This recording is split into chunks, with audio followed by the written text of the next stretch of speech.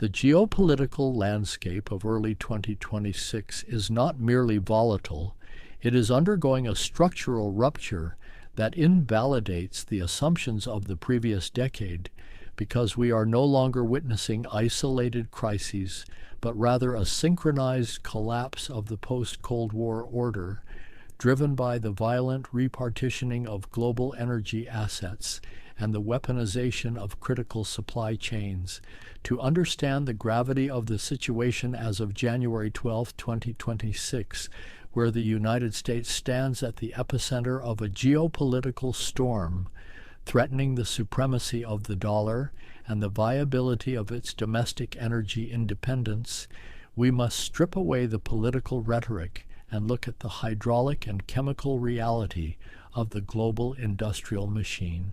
This is a forensic analysis of a geopolitical thriller scenario where the protagonists are running out of time and the economic consequences for the U.S. consumer and investor are imminent and severe, starting with the Venezuela paradox, which is being sold as a victory for democracy, but is in reality a desperate bid to secure heavy crude for Gulf Coast refineries that threatens to bankrupt the US shale industry.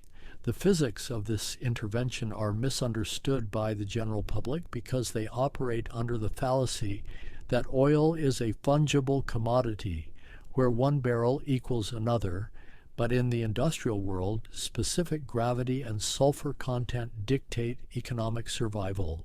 The United States produces 13.6 million barrels per day of light sweet crude from the Permian and Bakken basins, which is a volatile low-density hydrocarbon with an API gravity often exceeding 40 degrees, making it excellent for gasoline, but terrible for the middle, distillates like diesel and jet fuel that power the actual industrial economy.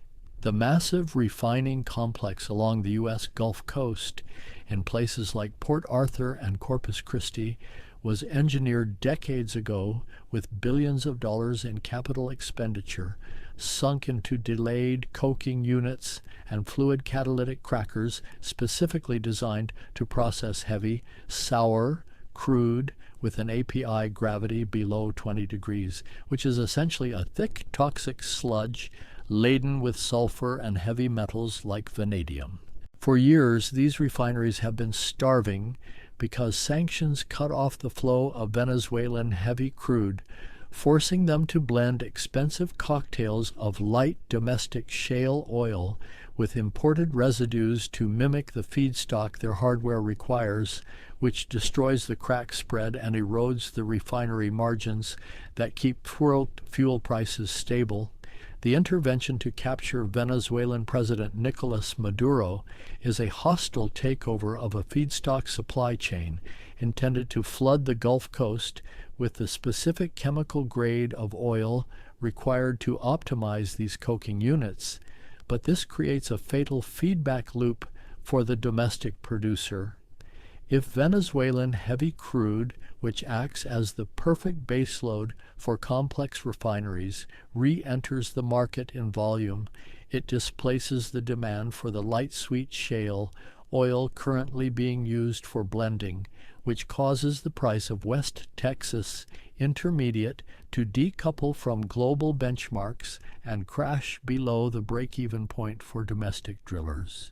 We are looking at a scenario where the operational expenditure for a shale well in the Delaware Basin remains high, while the realized price per barrel plummets due to a quality mismatch, leading to a mass idling of rigs and a cessation of completion crews in the American heartland. This shale bust is not a future theoretical, it is a mathematical certainty. If the Venezuelan supply comes online because the decline curves of hydraulically fractured wells are precipitous, meaning that production drops by 60 to 70% in the first year alone, requiring constant capital injection and drilling just to maintain flat production. If the capital markets freeze due to a price collapse, the U.S. production profile rolls over immediately, leading to a default cycle in the high-yield energy junk bond market that will rip through regional banks in Texas and Oklahoma. Furthermore, the infrastructure in Venezuela has been rotted by a decade of neglect, meaning the pipelines and gathering systems are suffering from severe corrosion and lack of maintenance, requiring not just a political change, but a complete repiping of the Orinoco Belt, which entails replacing thousands of miles of carbon steel pipe and rebuilding compressor stations that have been stripped for parts. This creates a dangerous interregnum period where the market prices in the expectation of future supply depressing prices today, while the actual physical molecules are stuck in the ground, leading to a stall speed pricing environment that kills investment without providing relief at the pump. This move is also a direct kinetic challenge to China, which had been taking the majority of Venezuela's diminished output to pay down sovereign debt, meaning the U.S. has effectively expropriated a Chinese energy asset in a zero-sum game of resource control. This leads directly to the second vector of the crisis, which is the rare earth stranglehold, where China's expansion of export bans on critical minerals is a calculated silent blockade designed to starve the U.S. defense industrial base of the materials necessary to build missiles and fighter jets. This is not a trade dispute, it is a severance of the material science supply chain required for high-performance metallurgy and electronics. The focus here is on the lanthanide series of the periodic table, specifically elements like dysprosium and terbium, which are absolute prerequisites for the manufacturing of neodymium iron boron permanent magnets that operate at the high temperatures found inside the guidance fin actuators of a Sidewinder missile or the electric drive motors of an F-35 Joint Strike Fighter. Without these heavy rare earths, the magnets lose their coercivity at operational temperatures, causing the weapon systems to fail catastrophically. China has not just banned the export of the raw ore, which would be manageable, but has banned the export of the separation and refining technology itself, which is the choke point, because the processing of rare earths involves a complex and highly toxic solvent extraction process that separates chemically similar elements through hundreds of mixer-settler stages.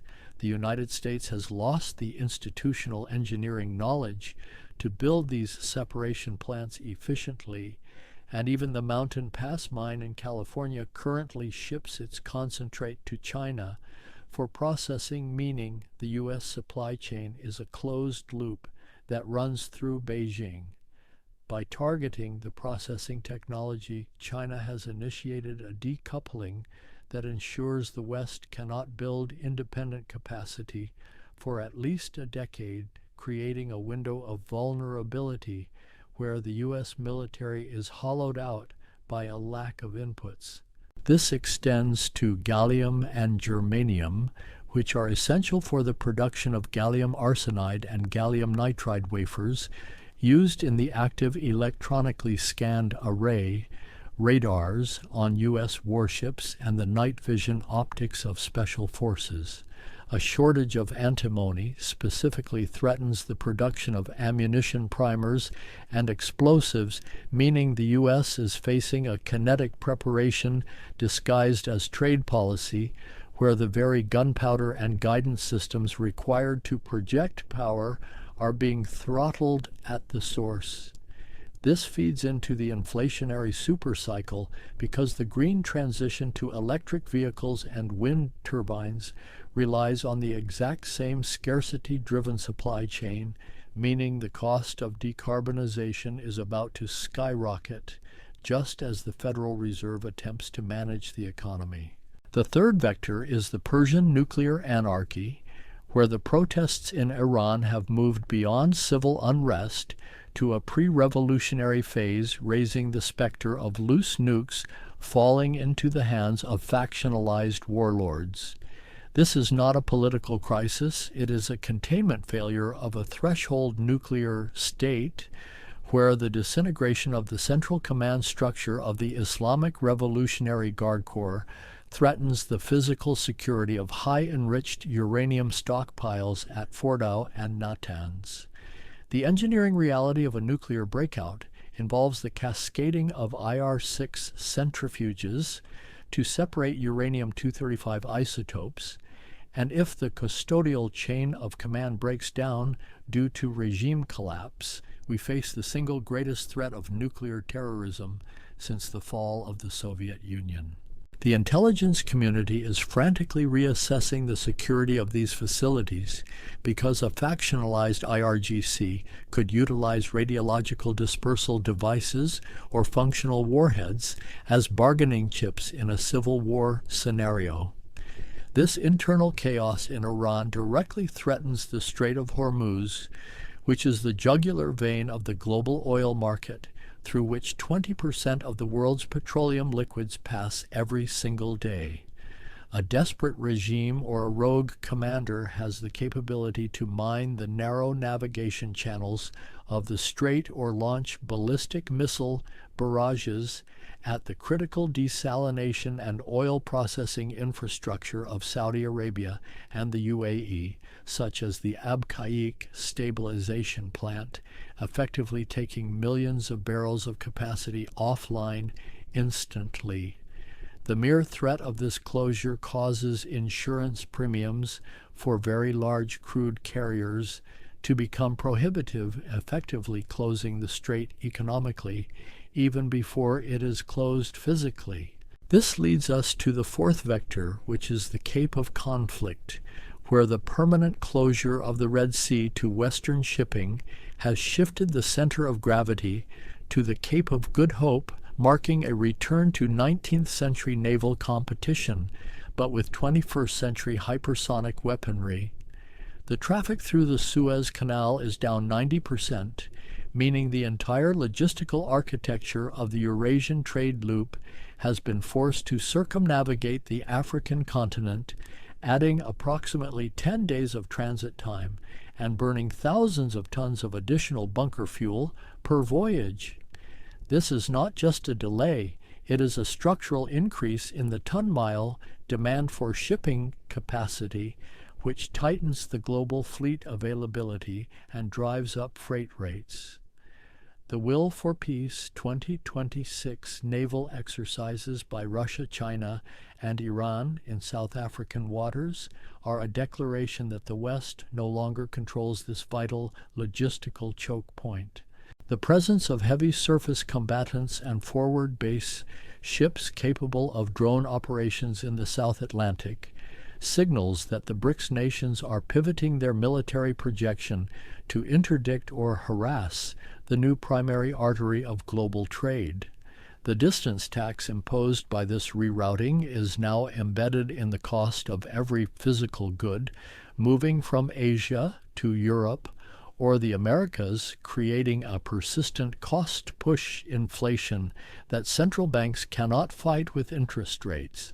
The physical toll on the global merchant fleet is also accumulating as older vessels are forced to navigate the rougher seas of the Southern Ocean, leading to increased hull fatigue and maintenance downtime. If South Africa, under pressure from its BRICS partners, denies port access to Western vessels for refueling and provisioning, the logistical chain snaps completely as there is no route C available. The convergence of these four trends creates a perilous environment for the United States, where the feedback loops between energy chemistry, rare earth scarcity, nuclear anarchy, and maritime interdiction are intensifying simultaneously. The U.S. intervention in Venezuela pushes China closer to Iran, while Iran's instability makes China more desperate to secure energy routes, leading to greater assertiveness in the Cape. and the rare earth blockade weakens the U.S. military's ability to respond to any of these threats. The investor must understand that the correlation between asset classes is breaking down, and that the only hedge is in the ownership of the physical means of production and the specific strategic commodities that define the bottleneck. We are entering an era of systemic fracture where the peace dividend is liquidated and the economy becomes a theater of conflict from the wellhead to the wave tops, requiring a total reassessment of risk and a shift from just-in-time efficiency to strategic resilience.